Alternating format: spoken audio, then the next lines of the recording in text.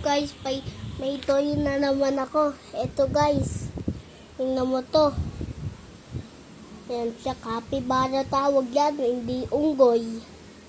Ayan, yan siya. Pero may isa pa ako. Punta lang muna natin yon. Ayan. Ayan, pupunta tayo dito. Sa gayon, hanapin natin dito.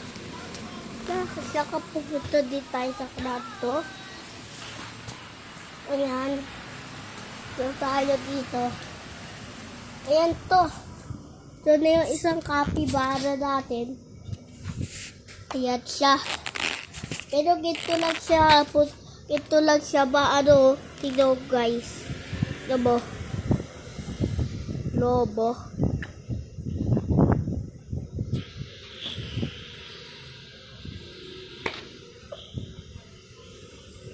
Anong gusto bilhin dito? Bilhin lang kayo pag piliin kayo dito. Kung gusto mo yung green na yun. Kung ito.